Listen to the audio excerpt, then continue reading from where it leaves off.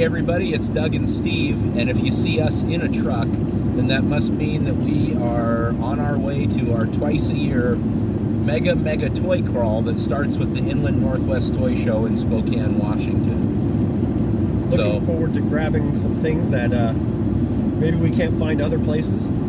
Yeah, we commute up from the Tri-Cities. It's 7:45 a.m. and at the moment we left out of there at about 6. That'll put us there about a half hour before the gates, and we're hoping to really score this time. We do almost every time, but it won't just be the Inland Northwest. We'll hit Never Enough Toys in Spokane, and then complete the toy haul on a few secret places in the Tri-Cities that we'll selfishly not name. But what do you think, man? What's on Doug's shopping list for the Inland Northwest this year? Well, every year my shopping list seems to get smaller and smaller, but more expensive and more expensive, right? Yep. So, lately I've kind of been in a vintage Star Wars kick. We were just talking about me doing a restoration of the Star Destroyer that I picked up not too long ago. So it would be nice to maybe find a dewback. I don't have one of those. Always looking for like better condition of action figures that aren't at insane prices. Yeah. The good thing about this, the Inland Northwest Toy Show, is that it gives me a chance to really talk to the other vendors and kind of, not pay the price that it's worth, but kind of negotiate prices to a little bit more comfortable price point where they're not losing money and I'm getting what I want, right? So, and the vendors here are actually known for their flexibility. They really are. Wanting to make good deals. If you bring the money, they'll bring the deals. It's a terrific show. We do this twice a year, and I gotta say that it's every bit as good as many of the toy shows I've been to up in the Seattle area, or better. So, well, for this one, I don't know if you would call it, every year it seems to kind of get a little bit bigger. Yeah. But for what it is, I always walk out of there with some gold nugget that I was not expecting, and that actually turns into a real gem in my collection. So I always have very high expectations for this one, because literally I always walk out with something that I just cannot believe that I was able to get. And then some of the other stores that we're looking forward to get, like you said, Never Enough Toys. Never Enough Toys. That guy's got a great little storefront. They do. I think we would normally like to hit Time Bomb, but I think Time Bomb is like fully represented at this one, so I don't think their store will be open. Which is too bad, because they always have good pieces in their store too. I know they don't bring everything with them. And then maybe a couple of other places we're looking forward to. There's some places in Richland I think that Steve wants to hit. So I think we're gonna have a pretty good day of toy hunting, and yeah, I think so too. Any specific pieces for you? Well, like I said, I'd like to get a dewback. I'd like to find Visionaries. Maybe I haven't gotten into Visionaries yet, or I did have some a long time ago and then had to sell them. So I'd like to get some of those back into the collection. Steve and I both have it came from the 80s shelf. That's kind of a conglomeration of all the different kind of franchises that were around that aren't the big 4 or the big 5, right? Onesie twosie stuff that's just cool to have. Exactly, yeah. So maybe I'll run into some of those. I'm always kind of looking out for Micronaut stuff, but Micronaut stuff always seems to be super expensive, so maybe I'll get lucky on one of those. The last couple we've done here, I've scored really big in the Wheeled Warriors most definitely franchise. Yeah. So maybe I can squeeze another one of those out. So we'll see.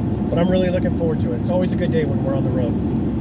Most definitely. So I am finally going to see if I can hook up a Sark and Flynn from Tron, the Tron Tomy figures. Okay.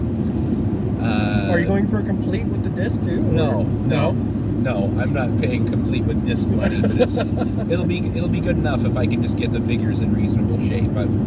I think prices have kind of stabilized on them. I might be in a place where I'm willing to pay them to get them, but that would be really nice. I got a couple of vintage Joes I'm still looking to pick up. Right on. I darn near got everything I ever wanted when I got that Straight Arm Scarlet and the Baroness a few weeks ago. But good pickups. for some reason, I've just always wanted a Super Trooper. I can't tell you why that is. I had one as a kid, but I had one, and I got out from underneath him, and it was kind of a dumb move on my part. So yeah, getting one of him again would be nice. Starduster maybe, if I can find one reasonable, but probably not.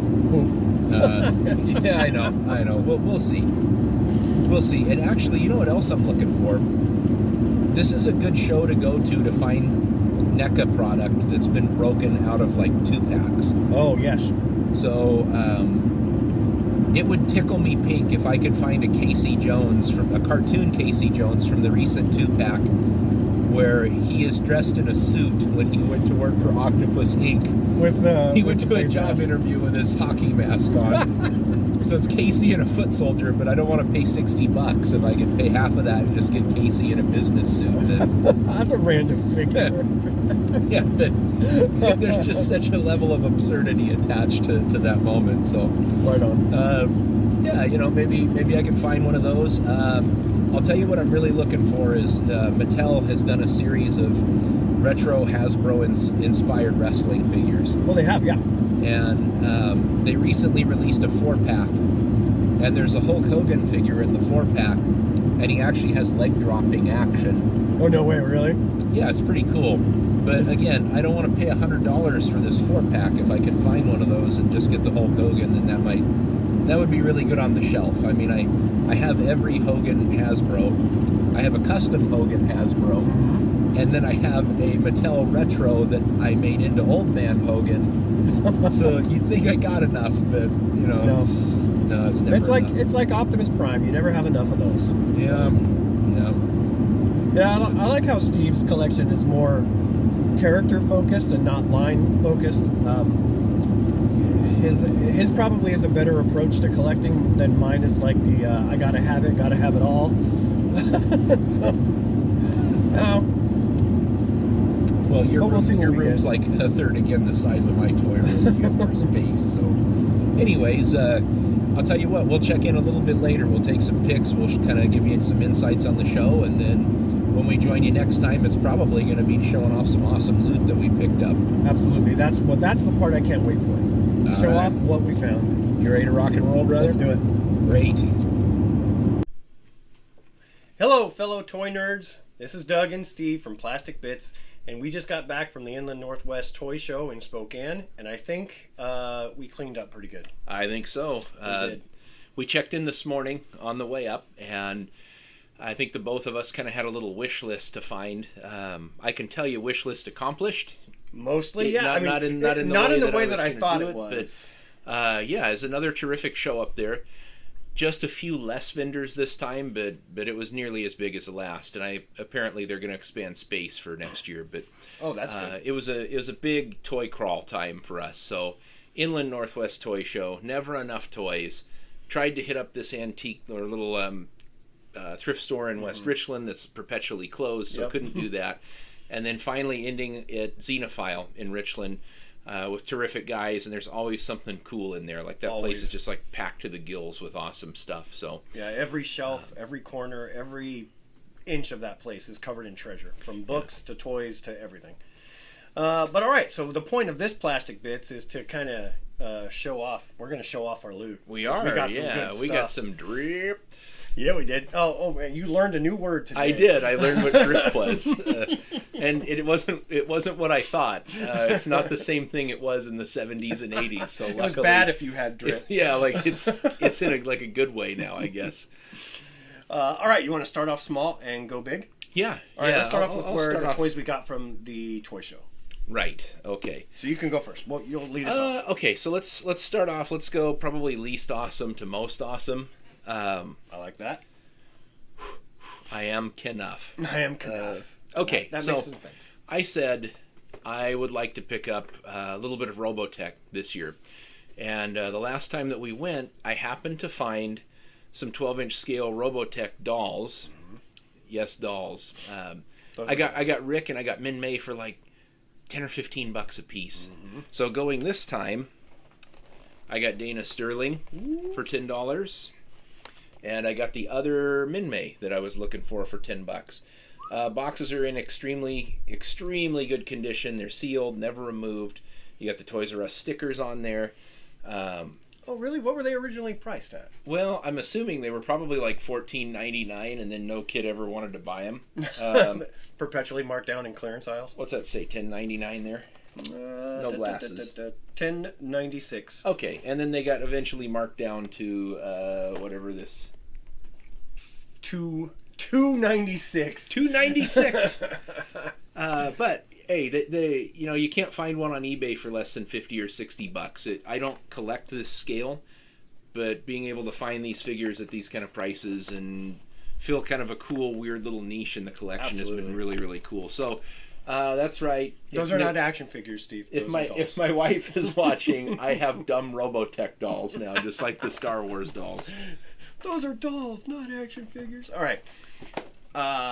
Okay. So I only got I only got two things, but it was not quite two things. It's a good two. It is a good two. Okay, so the first one of the two, I found one of these Micronauts. I guess this is a reissue, right, from Toys R Us? 2002 Toys R Us. Yep. So I've got one that's out of the package, an original one, and now this one is going to find a place on my display wall because it is just a beautiful piece. Yeah, it's really, really cool series. There was these, and there was another series that came with, I don't know if it's got it in there, I don't see it. They came with pieces of a robot that you put together. Oh, these ones don't. This one doesn't have it, but that's okay. It's the same figure. This comes with a lot of these chest plate variations that you did not get on the other one. So yep. Absolutely gorgeous and like a sleeper line. I remember seeing them at Toys R Us and being like, "Oh, Micronauts," and now it's like now you see them on eBay and you're like, "Oh fudge, Micronauts!" I should grab Micronauts. Yep. But this guy is not coming off the card because it's just a beautiful. I like how it displays. It just looks really awesome. Good. And it's got all of your like necessary crack components of translucent plastic and vac metal all in one. Yeah. And a collector's card. Yep, right on. All right, you go next. Sure. So next, going from like least interesting to most, these Silverhawks, not super duper easy to find, but the camera. Okay, so the vac metal is terrific almost everywhere, but his face. You can kind of see the face paint is coming off of there. Most importantly, he's got his Silverhawk wings, and it's got the little clips holding it on, and he came with Tallyhawk. Unbroken feet. Unbroken feet. A little bit wobbly. Oh, careful. Oh no! I'll fix it. You got to fix that. Anyways, it's not slightly broken. This is the deal. The cape, the condition of the body. You can see his little Silverhawks logo on his chest. That green triangle that's on the chest there. It's fully intact. So do his arms still work? If you fold down his arms and squeeze his legs? Oh, they do! Tallyhawk! That's an awesome score, dude. Yeah. Happy to find it. I'd been wanting to add one, and you can find them in reasonable shape without the wings, and they're $40, $50 on eBay, but the wings just like put it in a whole other category. Yeah. And this poor little Tallyhawk with his like crooked feet. Feet. I can buy one of these easy. Yeah, it's not a big deal. Happy to have it. All right, show off your next one. Okay, so keeping with the Robotech theme, this morning I said, hey, I have this Matchbox reissue from Exo Squad, the original Veritech fighter. God awful toy, but like it's kind of a thing, it's a neat collectible to have. But I said, maybe I can find a Rick Hunter to go with it, like a vintage Rick Hunter, and I got this, which is an unpunched Rick Hunter. Honestly one of the ugliest action figures ever produced. Sure. Like, look at his face. He looks like a hobbit. Anyways, what's interesting to me is that I don't think this is a reissue. I'm going to do a little bit of research. But if this is an unpunched Matchbox, then I paid $30 for it. Oof. If it's a reissue, I paid only $30 for it. But true, but what's it say on the back? If this were the reissue, it would have Harmony Gold's logo. I think so. There. So, does it have a year? I don't know. We'll find out. I don't have my readers. I'm that old. Oh, geez, we're old. All right. Okay, but this is Doug's about to show you like the score of the show. Of the show, yeah. Okay, so I'll reveal it in bits because it's actually one thing, but it's pretty cool to show off. One that's many. One that's many. So Galoob was not really known for releasing really cool toys back in the day, let alone like high quality toys, I should say. So this set, from what I am learning, is very hard to find intact because of how fragile they were at the beginning. They were not made very well. The plastic was not very good. And kids just lost the pieces left and right? Oh, most definitely. Like in a quicker fashion than G.I. Joe or any other toy. Seriously. So I was never sure if I was ever actually going to find one because I did have a part of this set when I was growing up. So and then I hear people talking about them all the time. So it's like, oh, I'm never going to get that. Well, lo and behold, I walk up to this guy and say, hey, would you take for this? And he said, yeah, I'll do that. And I was like, holy crud. So Doug now has the A-Team, complete with all accessories, no broken thumbs, beautiful colors. Yes, nearly mint condition. Nearly mint condition, but that's not all, people. No. This was the complete set that came with all of the pieces. Where am I at? Right over here. Yep. So and then hold on. That's not all. It came with that. Yes, this is the deluxe A-Team set, the biggest, most premium version that these figures were offered in. It saw less wider distribution. I don't even know if these ones hit the KBs to go on clearance at the time when I got my A-Team, but you can see parachutes, you can see the raft in there. The diorama for the background that they can play on. The map that it sits on. It's probably the hardest of hard to find with original Ertl A-Team figures. I would honestly consider this to be like a great overused word, but grail piece of the line. And for Doug to get this thing complete with a box, with all this stuff in the shape it's in, was just unreal. Especially for the money he paid, which I'm not going to turn a bro out, but let's just say it's nowhere near what this thing goes for. Probably well under. By multiples under what it was supposed to be, but it was a really, really good find. There was a fellow there that just had some outstanding pieces. He had a Clash of the Titans Perseus and Pegasus in the box. Yeah, I mean, some Voltrons. He had vehicle Voltrons and Lion Voltrons all in the box. Mm-hmm.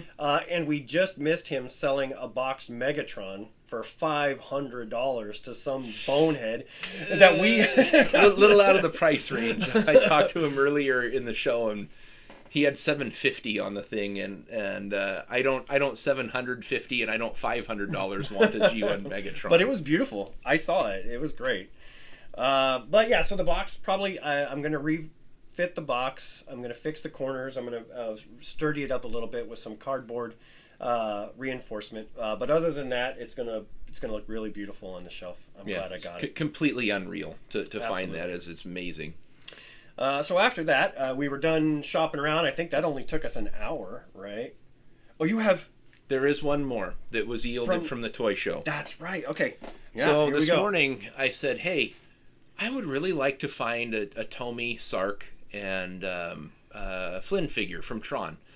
I have Tron himself, but rather than wander up upon some loose figures, which there was one, a guy was wanting like $80 for a loose one there, I got a set of the this makes me reissues jealous. from NECA. Oh my gosh, look how beautiful those are. Bring them over this way. Okay, we got them there. Yep, look at that. So these are the reissues. These are the original Tomy figures. Sark, Tron, the Warrior, and Flynn. It's $25 a piece. Yep. The guy had two sets. And I was almost tempted to buy the other one, but I'm glad I didn't because that yielded a better fruit. These do check Doug's list for plastic crack, which is translucent plastic. But you know, I'm okay with this not being an original. All it is just a reissue of the original, and I get the little glow in the dark discs with it. So seriously, there's Tron collection complete. Probably for about the price I would have paid for a nice weaponless Sark and Flynn anyways to get them. So that was a big deal for me. I may not have gotten like the holy grail of A-team figures, but I got some really serious duty stuff, and the Inland Northwest never disappoints. There's always something good there. Every time we come away from that, we are super happy with whatever it is that we have found. But it didn't stop there. Oh, no. I mean, like, not on our never-ending quest for toys from two middle-aged, balding white guys. Hey, talk about yourself. We happened to visit one of my other favorite stops in Spokane, which is Never Enough Toys in the downtown area. It's a terrific shop. The owner's a great guy. It's packed. It's always got cool stuff in there. And the fun didn't end. So nope. I got skunked. I almost bought something, but it wasn't quite there for me. But Doug found a couple of really cool things. I did find a couple of really cool things. So I've been on a GoBot kick lately, trying to find some really good ones. And the next one on my list was actually one that was there. So I got Screwhead, which actually he's got a little bit of work that I need to do. I think I need to fix him up with some chrome. But other than that, I'm actually really happy with him. He'll look pretty good next to my other GoBots. Yeah, and he's named after defamatory language used by Bruce Campbell in Army of Darkness. Primitive screwheads. Yeah. But great figure though, like one of the cooler GoBots. Yeah. Yeah, but I didn't just stay with GoBots. I decided to kind of go up a little bit from there, and found a very, very good condition Ratchet. Like all of his joints are extremely tight. I don't think this is a reissue, because the wheels have rubber, but they're not quite the right size. Like they have expanded a little bit. Yeah. I think that's an original Ratchet too. Yep. And he came also with... what the camera didn't pick up on was how incredibly white it is. Oh, yes. I mean, we're under some warm light here, so you might be showing a little yellow on your side, but this toy is extremely white, which is very, very tough to come by.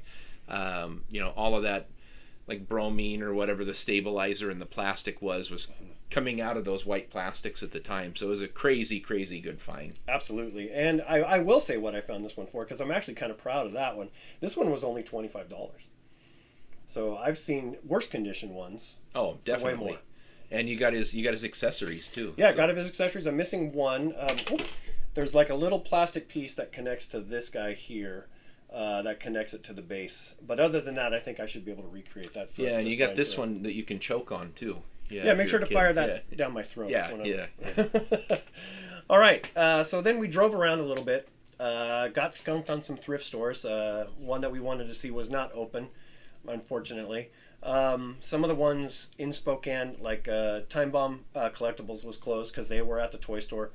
So we didn't get to see much of those. But we did come back home and stopped by one of our favorite places in the Tri-Cities. Yeah, terrific. Xenophile Biblioteca. It's out there in Richland. If you ever get a chance to stop by and talk to these guys, Steve Wolfook and Ryan, forgot his last name, we'll always have a story to tell you. So after you're done shopping there and buying books and toys, stop and listen to their stories, because they incredibly knowledgeable. And the things you're going to see in that store, you will not see again. Mm-hmm. Some of the vintage play sets, and I don't mean like a Castle Grayskull, I mean like vintage space play sets from the 40s, 50s, 60s, tin play sets. Mm-hmm. You'll never ever see those anywhere ever. No. So. And he's really proud of it. We were he was showing us one of the play sets that he's very knowledgeable out, but there's only one of, apparently.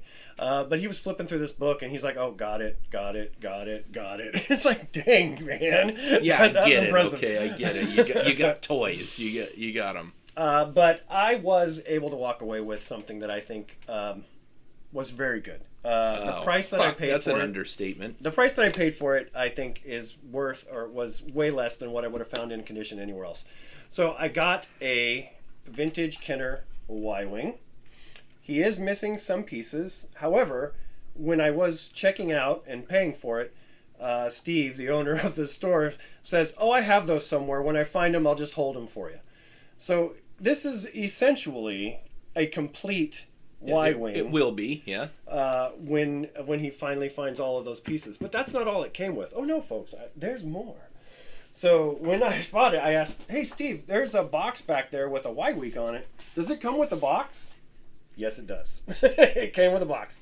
So it's got some issues. You see some cracks. It's very dusty.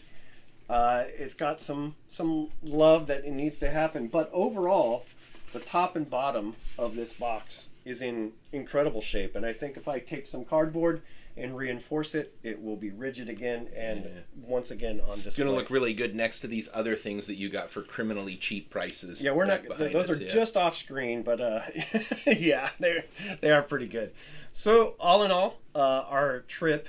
Yeah, call that a success. Extremely, very good success. I'm super happy with it. I was kind of getting bummed a little bit first when I was walking around the toy show, because usually when I first walk in, I find something I really want. Oh, like, yeah.